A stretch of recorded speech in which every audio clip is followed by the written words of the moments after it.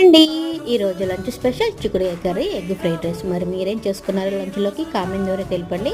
Stove on చేసుకొని pan పెట్టుకొని oil వేసుకొని ఆయిల్ కాయిన తర్వాత 2 ఎగ్స్ వేసుకోవాలి. మనకి ఎన్ని కావాలంటే అన్ని ఎగ్స్ వేసుకోవచ్చు. ఒక నిమిషం బాగా వేయించుకోవాలి ఆయిల్లో. ఇలా వేగిన తర్వాత ఎగ్స్ వరకు తగినంత సాల్ట్ వేసుకొని ఒకసారి బాగా కలుపుకొని కట్ చేసి పెట్టుకున్న ఉల్లిపాయలు కూడా వేసుకోవాలి. ఈ ఉల్లిపాయలు కూడా ఆయిల్లోనే వేసుకుని ఒక 2 నిమిషాలు వేయించుకోవాలి. ఇలా వేగిన తర్వాత ఒక కరివేపాకు కూడా రెమ్మ వేసుకుంటే బాగుంటుంది.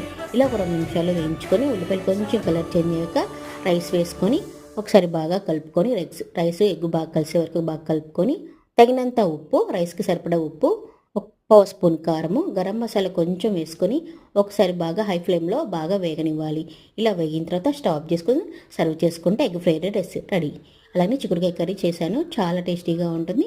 ఒకసారి మీరు ఇలాగా ట్రై చేయండి. ఈ వీడియో మీకు నచ్చితే లైక్ చేయండి, షేర్ చేయండి, సబ్స్క్రైబ్ చేసుకోండి. Thank you for watching.